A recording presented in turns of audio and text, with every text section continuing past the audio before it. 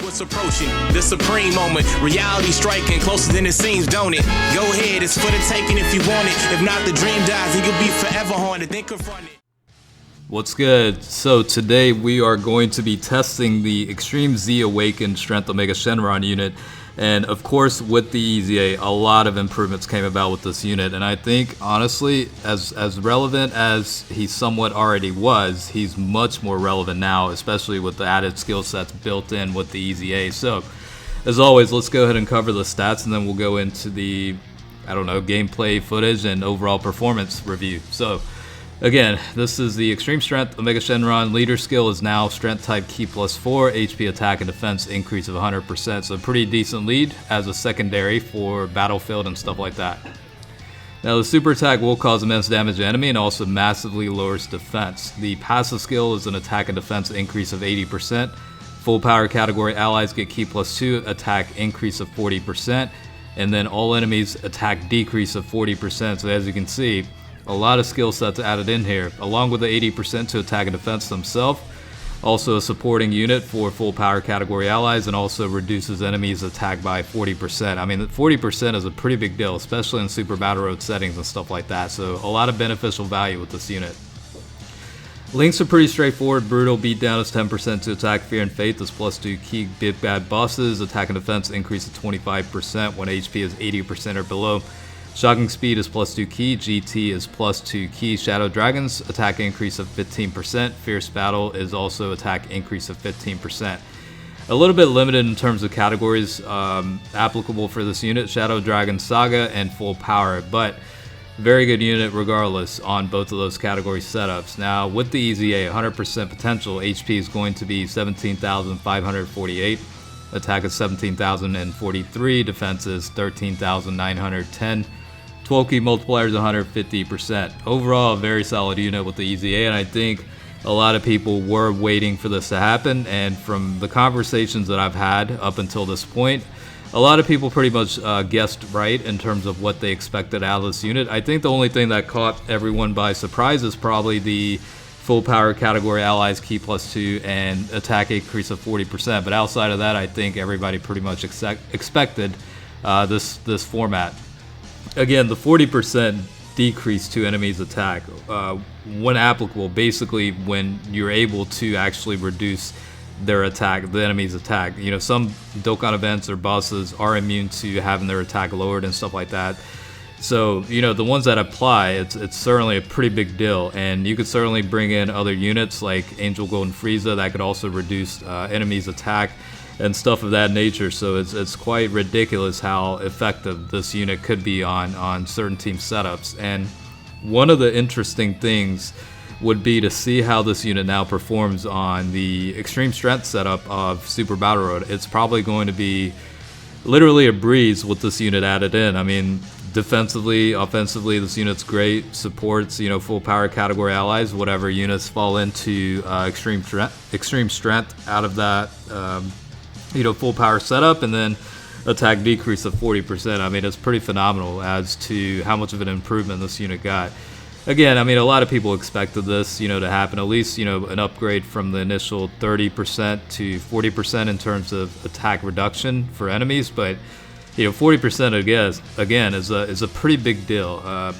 Not many units do have that ability, if any. I can't think of any units that literally have an attack decrease to that level where they're viable in a variety of teams. Now, there might be some that do reduce attack to a certain degree or a pretty big percentage, but a lot of times they're very niche, unique units where they're not necessarily functional in a lot of team variations. So this guy, even though he only falls into two categories, full power and Shadow Dragon Saga, it's a pretty nice setup regardless. And of course, you can run him on an extreme type team or even extreme strength. So, or all strength type. It doesn't really matter. But in a variety of setups, it'll be interesting to see how this unit does overall.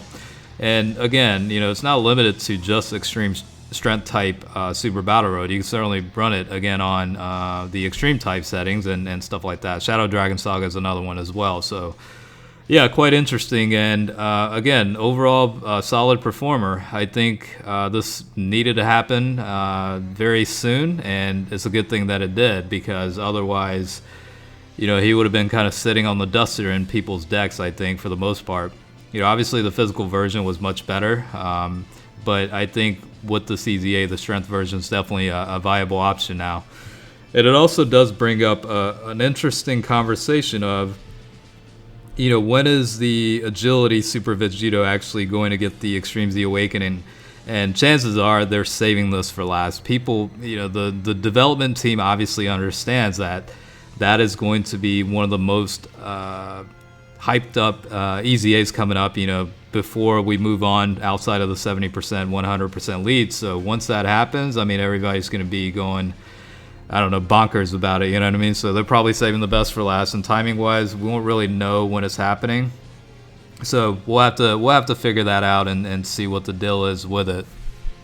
So I don't know, it'll be interesting to see what the deal is with that, but when it does happen, hopefully they bring in enough upgrades and improvements to the unit that everyone's happy. Now, I don't know, like personally, I feel like it's going to be on the same level as maybe like Strength Gogeta when he got his EZA. Now, that unit got a phenomenal upgrade, but I don't think it was up to the level that people expected or wanted necessarily. So I think in that regard, some people actually view that as underwhelming, but I feel like as much hype is generated behind the Extreme Z Awakenings for that particular unit, I almost feel like the end result might be something similar. Strength Gogeta, don't get me wrong, like I personally love the unit, and with the EZA, I run him quite a bit, so I'm overall satisfied with the unit. I'm just saying, I guess, and there might be a small faction of people that might be a little bit pissed about the overall results.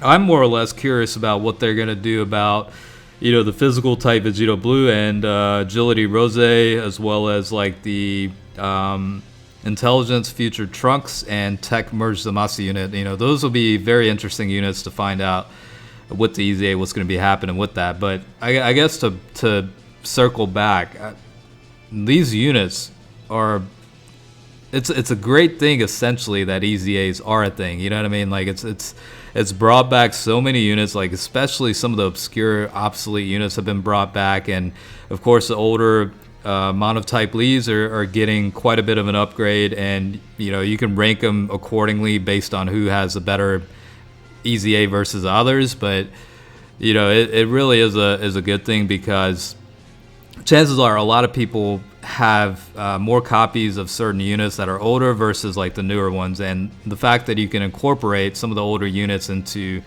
relevancy in terms of current current team setups is a very good thing in my opinion, and it's one of the best things that happened to Dokkan Battle, honestly, on top of the potential system. Honestly, those two things are probably one of the best things that they introduced in the game, honestly. And the super attack animation upgrades and all that, it's all nice and well from a visual eye candy type deal, but for me, functionality is very important. So that's why I say those two things really change the game up, and it's a good thing. Bottom line, that's pretty much what I meant to say. I know I probably went on a little bit of a tangent here, but yeah, that's pretty much what I wanted to say.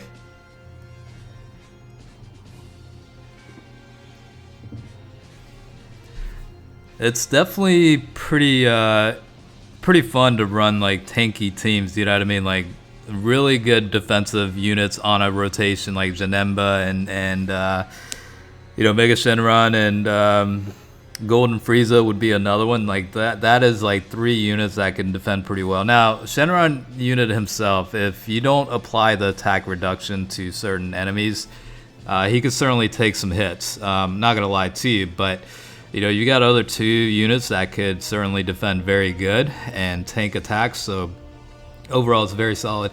The only thing, right, is I know why they did it. The Legendary Goku event, obviously the last couple of battles you can't reduce the enemy's attack or Goku's attack, and they did that for a reason, because they don't want to make it overly easy where you can continue to bring in units that essentially lower attack to where you're literally taking no damage at all. But if it was some sort of like a special condition of a unit you could bring that would only reduce attack to certain enemies, and maybe that's going to be a certain thing where in the future we're going to see specific, similar to like how transformations work, where you have to have certain units on a team. Maybe eventually they're going to do something where they'll have status effect applied only to certain units or certain types of units. Maybe that'll be a thing at some point. I don't know.